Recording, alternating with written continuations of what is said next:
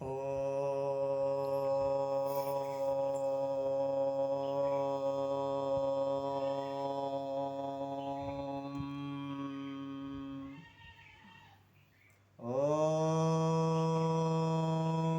श्री परमात्मने नमः।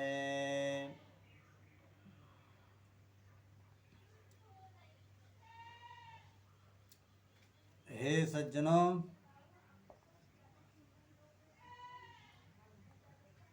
आज मूर्ति पूजा का महत्व क्या है, कितना है, इसके बारे में कुछ बताना चाहता हूँ।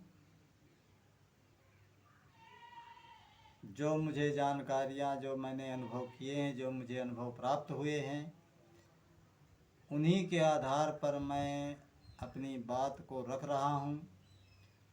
अब आगे आप समझें, आपको क्या अच्छा लगता है, सही लगता है, गलत लगता है, आप जैसा स्वीकार करें, जैसा आपको उचित लगे। मूर्ति पूजा कितनी सार्थक है और इसका तात्पर्य क्या है?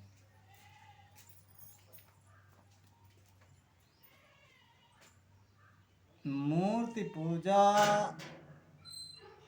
का मतलब इस प्रकार से है, जैसे जब कोई शुरुआत में पढ़ने जाता है कक्षा 1 में, तो उसे पढ़ाया जाता है क माने कबूतर, ख माने खरगोश। इसी प्रकार से शब्द ज्ञान, अक्षर ज्ञान कराने के लिए किसी वस्तु या किसी ठोस पदार्थ से उसको दर्शाया जाता है, स्वरूप से, अक्षर ज्ञान कराने के लिए। इसी प्रकार से परमात्मा का ज्ञान कराने के लिए पहले, क्योंकि इंद्रियां जो होती हैं, वो जो इंद्रियां हैं, वो इंद्रियां स्थूल हैं, देह जनित हैं, तो उनकी पकड़ भी स्थूल ही होती है, सांसारिक पकड़ ही होती है इन इंद्रियों की। तो इंद्रियों के माध्यम से स्थूल को ही पकड़ा जा सकता है। इसलिए मूर्तियां होना आवश्यक है, क्योंकि पहले तो आभास इन्हीं इंद्रियों के द्वारा होगा, देखेगा, जानेगा, समझेगा। अगर किसी की पूजा करनी है तो उसे साकार होना चाहिए और स्थूल होना चाहिए, तभी तो उसकी पूजा की जा सकती है। अगर कोई स्थूल ही नहीं है तो उसकी कैसे पूजा होगी? कोई स्वरूप होना चाहिए, तभी उसकी पूजा हो सकती है। जैसे नदी है, जल के रूप में है, जल की पूजा करनी है तो जल में कुछ चीज़ें अर्पित कर दी गई। इसी प्रकार से पत्थर की ही सही मूर्ति है, तो मूर्ति के उस नाम से, उस नाम के देवता को कुछ भी अर्पित करना है तो उस मूर्ति के स्वरूप के को अर्पित कर दिया जाता है। अगर स्वरूप ही नहीं हो, स्थूल कुछ दिखाई ही ना देता, तो कैसे कोई पूजा करे, कैसे कुछ अर्पित करे? तो इसलिए देवत्व का बोध कराने के लिए, सूक्ष्म जगत का स्थूल जगत से बोध कराने के लिए मूर्तियों का महत्व है। जैसे अक्षर ज्ञान कराने के लिए पढ़ाया जाता है क माने कबूतर, ख माने खरगोश, पर उसके बाद अगर वास्तव में उसे बोध हो गया तो फिर उनको हटा देता है, फिर केवल का को का पढ़ता है, खा को खा पढ़ता है, फिर कबूतर की और खरगोश की जरूरत नहीं है।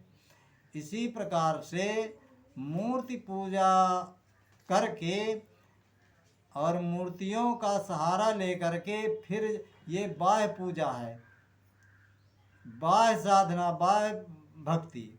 और बाह्य भक्ति से आंतरिक अंतर्मुखी भक्ति अलग होती है। बाह्य से ज्ञान अर्जन करके, जानकारी ले करके फिर अंतर्मुखी हुआ जाता है। अगर अंतर्मुखी जो होना जान जाए, अंतर्मुखी होने लगे, तो फिर उसे मूर्तियों की आवश्यकता नहीं होती।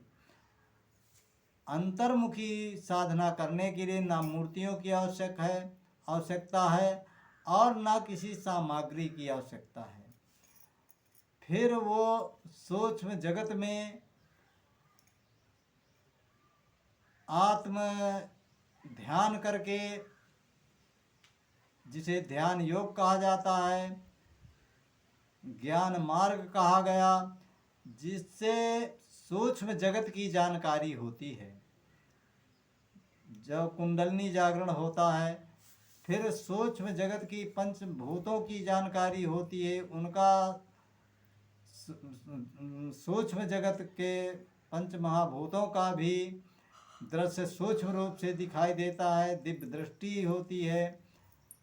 भौतिक संसार को देखने के लिए दो चरम चक्षु हैं, और सूक्ष्म जगत को देखने के लिए सूक्ष्म दृष्टि, जिसे दिव्य दृष्टि कहा जाता है, वो उनको देखती है सूक्ष्म जगत को।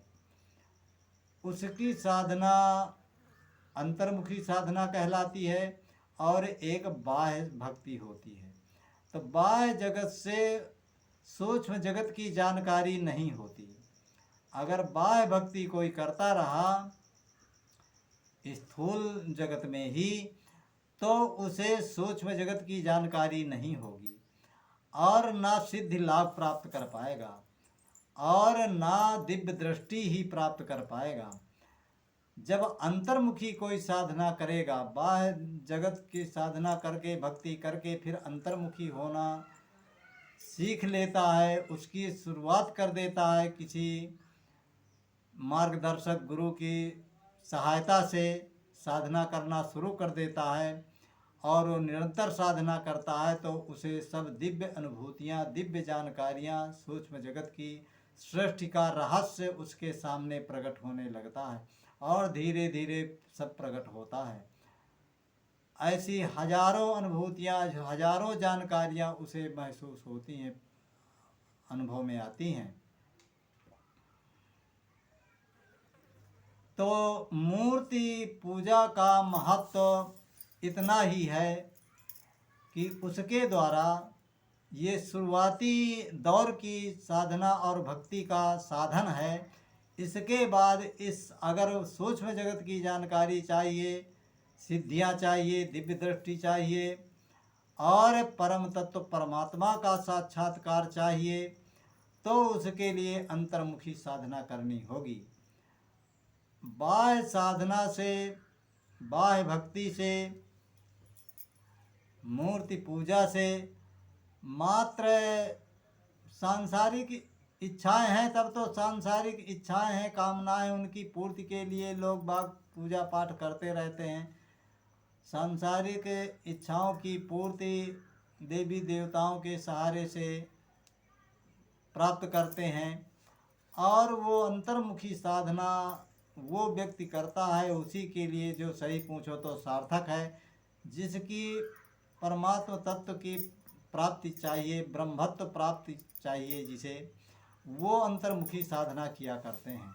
जिसे सांसारिक चीज़ें नहीं चाहिए, सांसारिक वस्तुएं नहीं चाहिए, सांसारिक पदार्थ नहीं चाहिए, भोग विलास नहीं चाहिए, वो अंतर्मुखी साधना किया करते हैं, और वही सब कुछ प्राप्त करते हैं। परम तत्व परमात्मा का भी साक्षात्कार होता है। माया के सृष्टि का रहस्य खुलता है वहाँ से। वो सूक्ष्म जगत की जानकारी, सिद्धियाँ उसी को सब प्राप्त होती हैं। बाह्य पूजा पद्धति से, बाह्य साधना से, जो भक्ति करते हैं, जिस प्रकार से पूजा पाठ करते हैं, द्रव्य पूजा, मूर्ति पूजा के लिए इस्तेमाल करते हैं, उनसे उनकी कृपा जरूर प्राप्त होगी। जो आप इच्छा करेंगे, इच्छाओं की पूर्ति जरूर होती है, अपनी पूंजी के अनुसार। वो भी ऐसा नहीं है कि कोई भी इच्छा हो पूरी हो जाएगी, सभी इच्छाएं नहीं पूरी होती। तो मूर्ति पूजा का इतना ही महत्व मेरी समझ में है। और अब बाकी आप समझें। इसी जानकारी के साथ मैं अपनी वाणी को विराम देता हूँ। आपके मंगल की कामना करते हुए आपको धन्यवाद करता हूँ। ओम श्री मंगलमूर्तये नमः।